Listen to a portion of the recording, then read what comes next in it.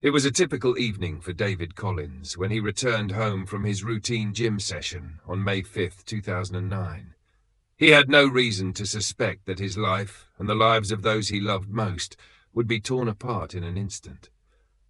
As he unlocked the door to his suburban home, a quiet unease began to settle in. There were no sounds of his wife, Laura, or their two sons, Ethan and Liam, playing or moving about the house. The silence felt unnatural, a stark contrast to the usual lively atmosphere of their home. David called out for Laura, expecting the usual response. But this time, there was nothing. The air in the house seemed thick, heavy, as if something terrible was hanging just beyond the threshold of his understanding. The moment David stepped further into the house, his heart skipped a beat. The hallway, once familiar and comforting, now seemed unnervingly dark. And then, as he rounded the corner into the living room, he froze.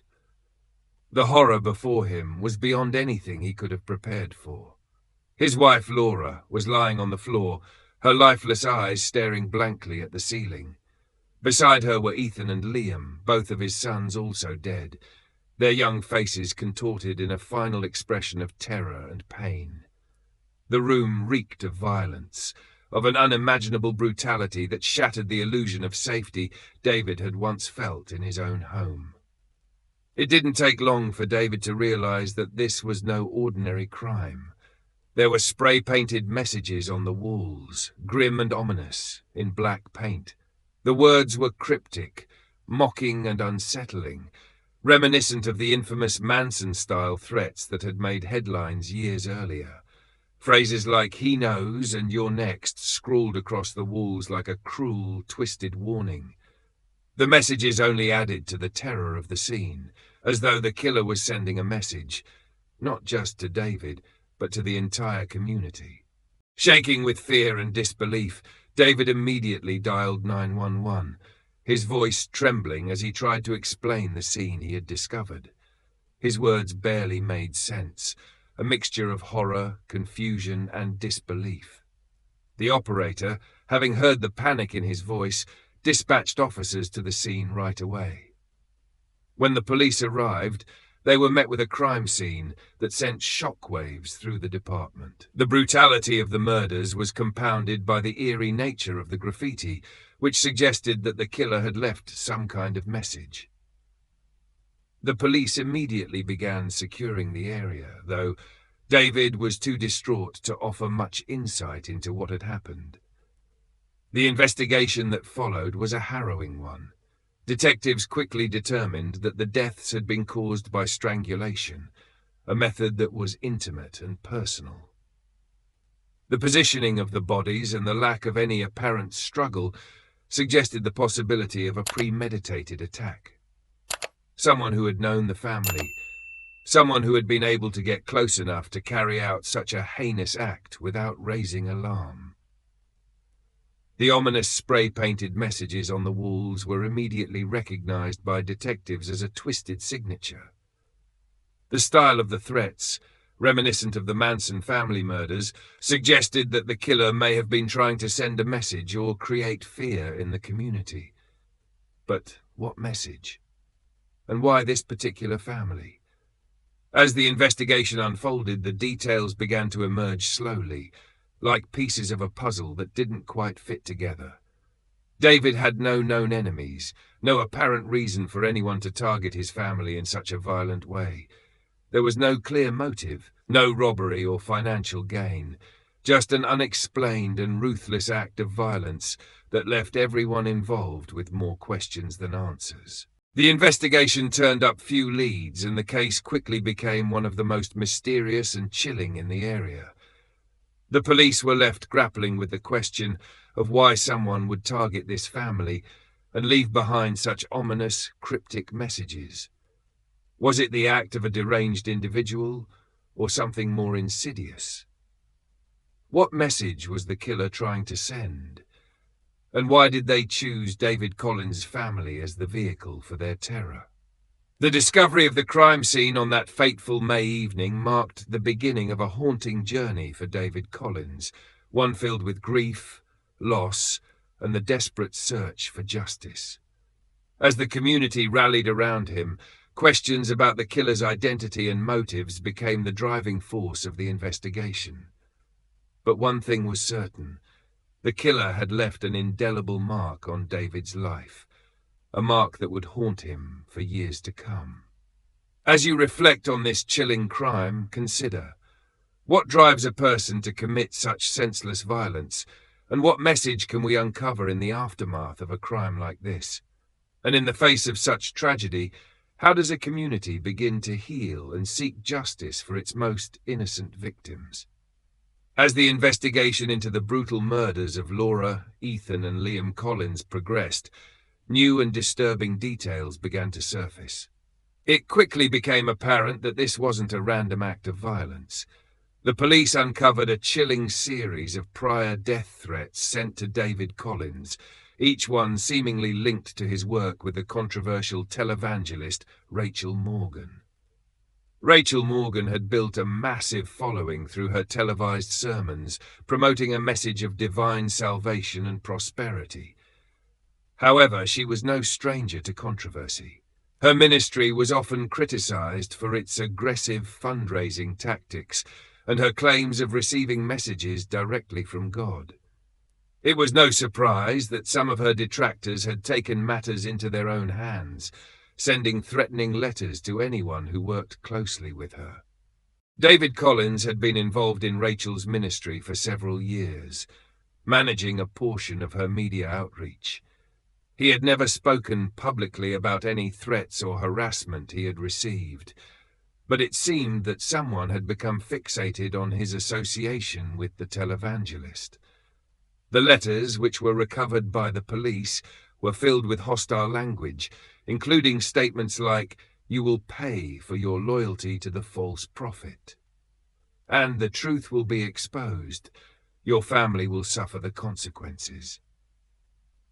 The tone of these letters was chillingly personal, making it clear that the sender had been watching David closely.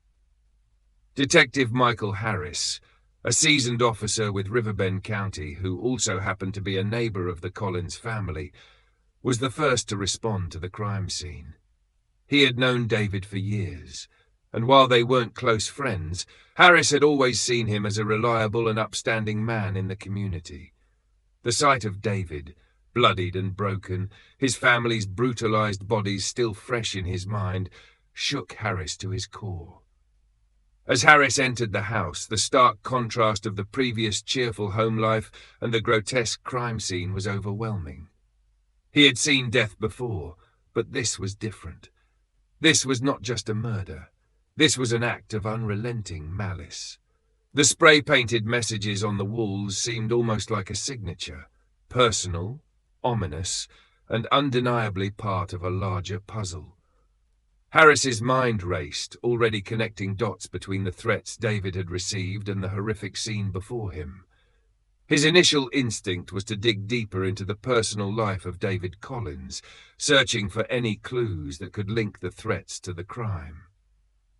Harris had worked cases of domestic violence, gang-related killings, and robberies, but nothing had prepared him for a crime this complicated and chilling. The connection between David's work with Rachel Morgan and the threats suggested a potential motive, but it didn't explain why the entire family had to die. Was this a revenge killing, or was there something more behind it? As Harris scoured the house for evidence, he began to notice that David's office, which housed his work for Rachel Morgan's ministry, seemed to have been untouched during the attack. It was an odd detail. Usually, thieves ransacked such areas, but nothing appeared disturbed. Could the killer have been after something specific?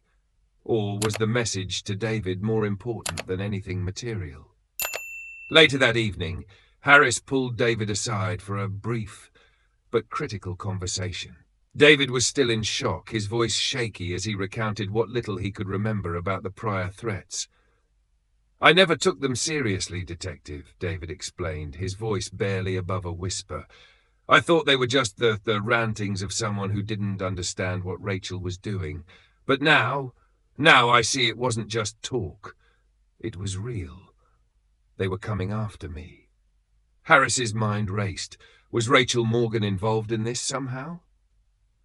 Had one of her more extreme followers taken matters into their own hands? The idea seemed far-fetched, but it couldn't be ruled out. There was a dark undercurrent in Rachel Morgan's ministry, with some of her followers believing in violent retribution for those who dared to question her message. Harris began to wonder if there was a connection between David's role in the ministry and the motivations of the killer. With the investigation gaining momentum, Harris reached out to his contacts in the local media, hoping to dig deeper into Rachel Morgan's controversial past. It was clear that David's involvement with her was no coincidence, but Harris still couldn't answer the most critical question. Why target the entire family? Why go to such violent extremes? The investigation had taken its first steps into a murky world of fanaticism, betrayal, and unresolved questions. Harris was determined to uncover the truth, but the deeper he dug into Rachel Morgan's world, the more it seemed like he was opening a door to something darker than he ever could have imagined. And through it all, David Collins was left grappling with the horrific loss of his family and the terrifying reality that his work with Rachel Morgan had led to this unimaginable tragedy. As you reflect on this investigation, ask yourself, how far can the influence of a charismatic figure like Rachel Morgan extend, and what happens when that influence falls into the wrong hands? And how do we find the courage to speak out against something dangerous when the consequences can be so devastating? As the investigation into the murders of Laura, Ethan, and Liam Collins progressed, suspicion began to swirl around David Collins. To the outside world, he was the grieving husband and father, torn apart by the brutal deaths of his family. But as Detective Michael Harris dug deeper, he began to notice certain inconsistencies in David's behavior that didn't align with what one would expect from someone who had just lost everything. David's emotional reaction, or rather, the lack of it, struck Harris as odd. The crime scene had been horrific, and the toll it must have taken on David to find his family in such a state seemed unimaginable. Yet when questioned by Harris and the other investigators, David's responses were strangely detached. He answered questions in a calm, almost mechanical manner, as if he was speaking about a tragedy that hadn't touched him personally. His lack of visible grief raised red flags. In interviews, David spoke about the deaths with a numbness that suggested either shock or the possibility that he was hiding something deeper. His eyes would wander, and he frequently appeared distant, almost as though his mind was somewhere else entirely. While Harris understood that everyone processes trauma differently, this lack of a typical emotional reaction left him uneasy. Then, during a more intensive interrogation, David admitted to having an affair with Sophie Blake, a woman he had known since high school. Sophie, as it turned out, was a close friend of Laura's, a detail that had not initially come to light. This revelation was particularly troubling because it contradicted David's earlier statements. Initially, he had insisted that his marriage to Laura had been solid, that there had been no issues in their relationship. But now it appeared there were secrets he had been hiding, secrets that painted a more complicated picture than the grieving widower everyone had assumed him to be.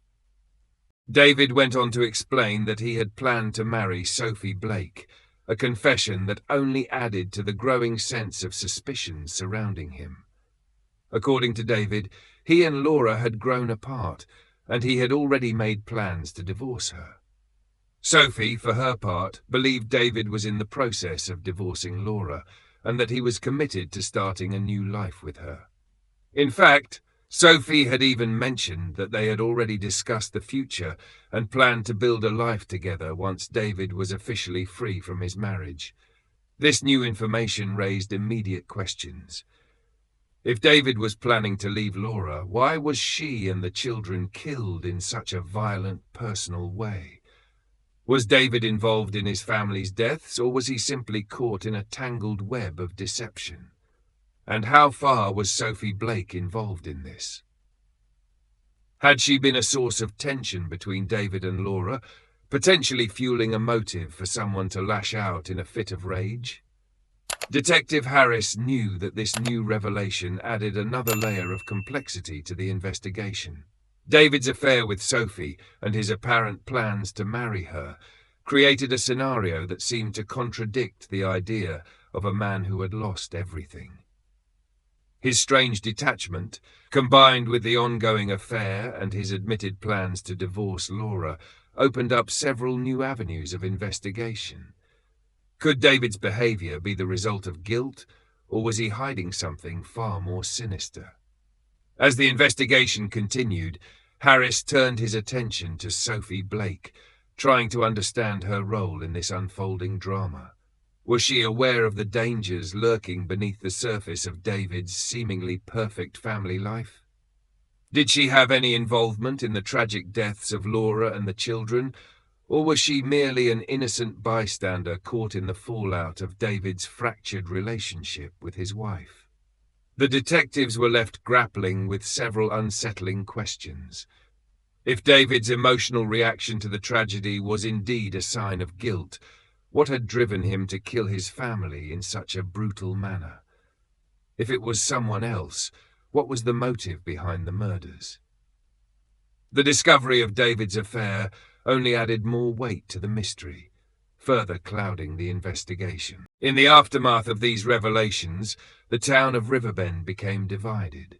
Some people believed that David's strange behavior pointed to his guilt, while others argued that the stress of the affair and the murder of his family had simply caused him to react differently. As the days passed, it became clear that this case was not going to be resolved easily. The truth was elusive, and the darkness that lay hidden behind David Collins's life would only become more difficult to untangle. As you reflect on these developments, ask yourself, how often do we hide parts of ourselves that can lead to dangerous consequences? And how do secrets like affairs shape the course of our lives? Could someone's detachment and uncharacteristic behavior be a sign of guilt, or does it simply mean they are coping in their own way? The case against David Collins began to solidify, the threads of suspicion weaving a tightening net around him. The handwriting found at the crime scene, a crucial piece of the puzzle, was meticulously compared to David's known handwriting samples. The match was undeniable. It wasn't just a similarity, it was a direct link, a silent accusation penned by his own hand. This wasn't just a hunch, it was concrete evidence, placing him squarely at the scene of the crime. Further investigation unearthed another damning piece of evidence. The death threats, chilling messages that foreshadowed the tragedy, were traced back to David's own laptop. The digital trail, often difficult to erase completely, exposed his involvement. It wasn't just about the handwriting anymore. It was about intent, premeditation, a clear indication of his involvement in the events that led to the victim's death. The circumstances surrounding the crime scene itself raised red flags. Surveillance footage, while not capturing the act itself, painted a suspicious picture. The lack of any forced entry suggested that the victim knew their attacker, willingly allowing them into their home. This contradicted David's claims and cast a shadow of doubt over his alibi. Adding to the suspicion, key portions of the security footage were mysteriously missing, raising the question of who might have tampered with the recordings and why. And then there were the scratches. David's arms bore marks that were inconsistent with his explanations. They spoke of a struggle, a violent confrontation. It was a detail that couldn't be easily dismissed, a physical manifestation of the conflict he desperately tried to deny. Each piece of evidence, from the handwriting to the missing footage to the unexplained scratches, chipped away at his carefully constructed facade, revealing the truth that lay beneath. How do seemingly small details, like scratches on someone's arms, contribute to a larger criminal investigation. What makes these seemingly insignificant pieces of evidence so crucial? In what ways can digital evidence, like traced death threats, be both a powerful tool for investigators and a potential vulnerability for those committing crimes in the digital age? As the investigation deepened, the prosecution began to form a compelling argument for why David Collins might have had a motive to orchestrate the deaths of his wife, Laura, and their two sons, Ethan and Liam. The pieces of the puzzle slowly came together, suggesting that David's actions may have been driven by a desire to start over with Sophie Blake without sacrificing his career or financial stability. One of the most critical factors in building the case against David was his relationship with Rachel Morgan Ministries.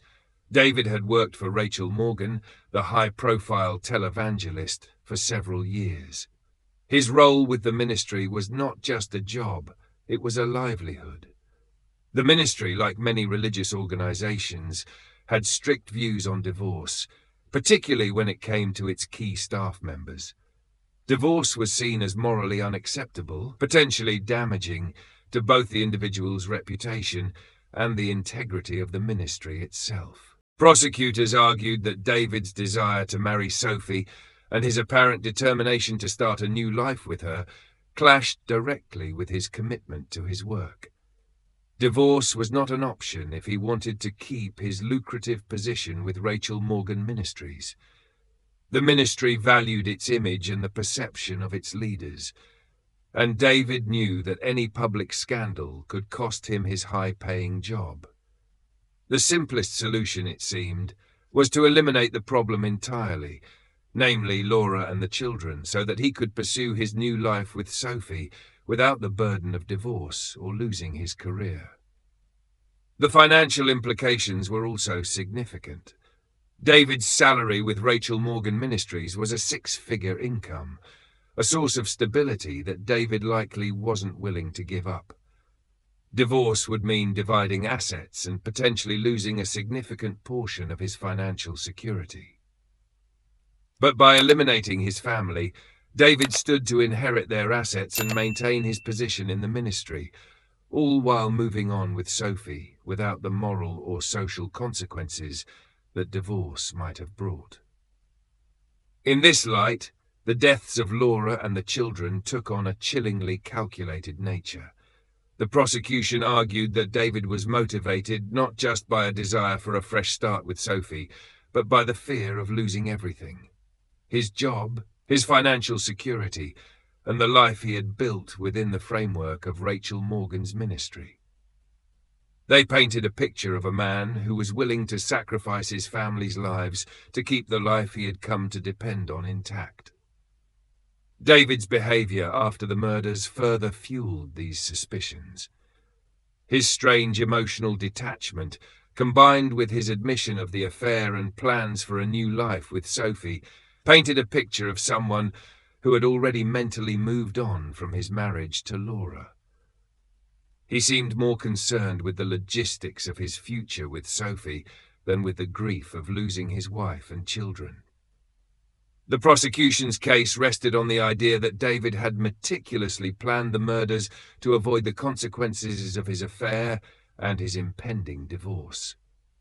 The methodical nature of the crime, targeting Laura and the children in such a violent and intimate manner, was presented as evidence that this was no crime of passion, but a cold, calculated act carried out by a man who saw his family as an obstacle to the life he truly wanted.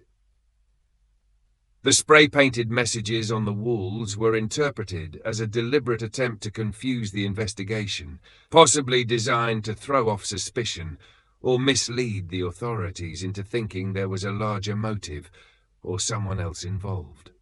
As the case unfolded, the question of whether David Collins was truly guilty weighed heavily on the minds of the jurors and the public alike. The financial motive, the affair with Sophie Thurston. The trial of David Collins was a protracted affair, a 2-year legal battle that laid bare the intricate details of the crime and the complex web of relationships surrounding it. The courtroom became a stage, where the drama of the victim's life and the defendant's alleged actions unfolded in painful detail. Testimonies from Laura's friends painted a picture of her life, her personality, the relationships she held dear, humanizing the victim and reminding the jury of the life that had been tragically cut short. Sophie Blake's testimony, undoubtedly a pivotal moment, likely provided crucial insights into the events leading up to the murders and the dynamics between the individuals involved. Her account, whatever it contained, clearly played a significant role in shaping the jury's perception of the case. The evidence was presented, the arguments were made, and the jury deliberated. The weight of their decision hung heavy in the air, the fate of David Collins resting in their hands. After careful consideration of all the evidence, the jury returned their verdict. Guilty. Guilty on 3 counts of first-degree murder. The words echoed through the courtroom, a pronouncement that brought a measure of justice, however incomplete, to the victims and their families. The legal process, though lengthy and arduous, had reached its conclusion. The sentence was swift and unequivocal. Life in prison without parole. A punishment that reflected the severity of the crimes, the finality of the loss, and the need to protect society from further harm. It was a sentence that ensured David Collins would spend the rest of his days behind bars, a stark reminder of the consequences of his actions. While it could never bring back the lives that were lost, the verdict and the sentence offered a sense of closure, a recognition of the profound injustice that had been committed. How do the testimonies of friends and acquaintances contribute to the overall narrative of a trial, and how might they influence the jury's perception of the defendant and the victim? What are the arguments for and against life imprisonment without parole, and how does this sentence compare to other forms of punishment for similar crimes? The aftermath of the tragedy left a deep scar on the community, a wound that time could only partially heal. The loss of Laura, Ethan, and Liam resonated deeply, touching the lives of all who knew them and casting a long shadow of grief over the town. Memorials sprung up, places of remembrance where friends, family, and community members could gather to mourn, to share stories, and to celebrate the lives that had been so tragically cut short. These weren't just names etched in stone. They were faces, smiles, memories that lingered in the hearts of those left behind. For the families and friends, the grieving process was complex and multifaceted. Beyond the raw pain of loss, there was the added burden of betrayal. The realization that someone they knew, someone they trusted, was capable of such horrific violence shattered their sense of security and left them grappling with profound questions of trust and understanding. Forgiveness, if it ever came, was a long and arduous journey, a path fraught with pain and uncertainty. How does one forgive such an act of violence? How does one reconcile the love they once felt for someone with the monstrous acts they committed? These were questions that haunted their waking hours and invaded their dreams. In the wake of the tragedy, efforts were made to turn the pain into something positive, to create a legacy that honored the memory of the victims. Recognizing the potential warning signs of domestic violence, the community rallied to support organizations that provided resources and support to victims in need. It was a way to channel their grief into action, to prevent similar tragedies from happening in the future. It was a testament to the resilience of the human spirit, the ability to find hope and purpose, even in the face of unimaginable loss. Thank you for joining me on Story Karam for this difficult but important story.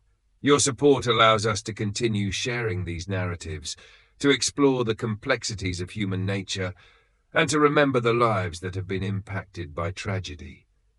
These stories, while often painful, serve as a reminder of the importance of compassion, understanding, and the ongoing fight against violence in all its forms.